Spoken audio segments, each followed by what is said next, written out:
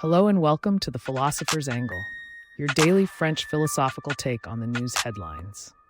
This is an AI-generated podcast based directly on the writings of the philosophers discussed, but like all AI, it can make mistakes. In the news today, October 11th, 2024, Hurricane Milton made landfall in Florida as a Category 4 storm and brought widespread destruction, but the state's governor, Ron DeSantis, reported that the worst-case scenario had not been realized. The storm surge was not as significant as predicted, and the damage, although extensive, could have been worse. According to DeSantis, Sarasota County was the hardest hit, with an 8 to 10 feet wall of seawater from the Gulf of Mexico. However, the densely populated cities of Tampa and St. Petersburg did not experience a 15-feet storm surge as predicted. The governor reported that state crews rescued 108 individuals and 18 animals, and the Florida Division of Emergency Management said that early reports indicated about 125 homes were destroyed, mostly mobile homes in senior communities. 5 deaths have been confirmed in St. Lucie County, and tornadoes that accompanied the approach of the storm may prove as damaging as the hurricane itself.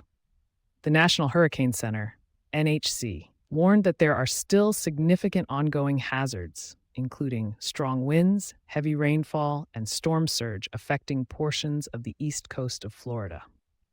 The NHC downgraded Milton to a post-tropical cyclone as it moved further away from Florida in the Atlantic, but warned that tropical storm conditions and storm surge were still affecting the Georgia coast and even some strong winds up into the South Carolina coast. Insurers have warned that losses could reach $60 billion, and it will take days for the damage to be assessed.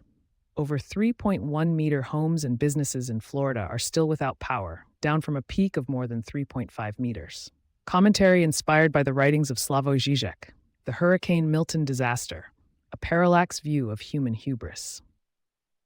As Hurricane Milton ravaged through Florida, leaving widespread destruction in its wake, Governor Ron DeSantis' declaration that the worst-case scenario had not been realized seemed like a welcome respite from the chaos.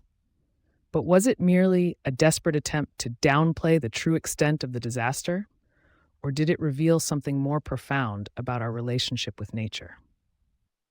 As I pondered this question, I couldn't help but think of Slavoj Žižek's concept of the parallax view, which he introduced in his book, The Parallax View.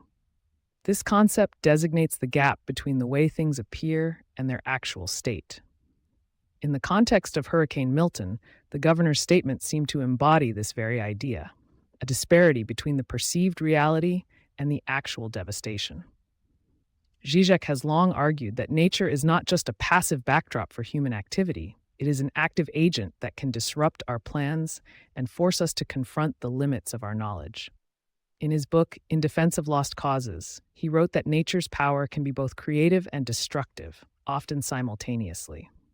Hurricane Milton was a jarring reminder of this duality, its storm surge and strong winds wreaking havoc on coastal communities, while also bringing much-needed rain to parched regions.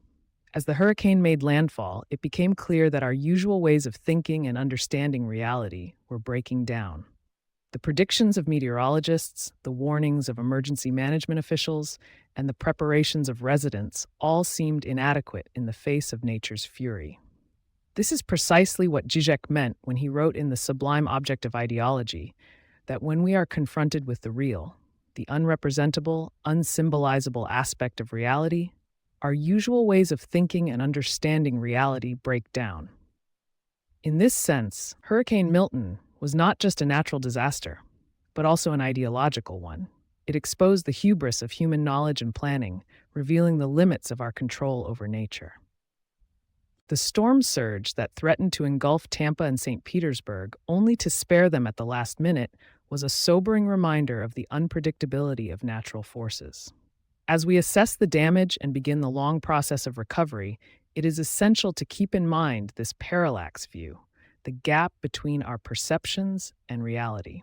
We must acknowledge that our understanding of nature is always incomplete, and that our attempts to control or predict its behavior are ultimately futile. In the aftermath of Hurricane Milton, we would do well to heed Žižek's warning about the dangers of human hubris. By acknowledging the limits of our knowledge and the power of nature, we can begin to rebuild and recover in a way that is more humble, more sustainable, and more attuned to the complex interplay between human activity and natural forces. Hurricane Milton was an acute manifestation of a larger problem, one that demands a nuanced understanding of the intricate relationships between human societies and the natural world. By examining this disaster through Žižek's lens, we can gain a deeper insight into the underlying dynamics at play and begin to craft more effective strategies for mitigating the impact of future disasters. Ultimately, Hurricane Milton served as a telling microcosm of our broader relationship with nature, one that is marked by a profound disconnect between our perceptions and reality. By acknowledging this disparity, we can start to rebuild in a way that is more informed, more sustainable, and more resilient in the face of an increasingly turbulent world. The devastation wrought by Hurricane Milton was not just a natural disaster, but also a symptom of a deeper malaise, one that stems from our fundamental misunderstanding of the natural world and our place within it. By heeding Žižek's warning about the dangers of human hubris, we can begin to address this underlying issue and work towards creating a more sustainable future for all. Thank you for listening to today's episode of The Philosopher's Angle. Be sure to come back tomorrow for another reflective take on the day's news.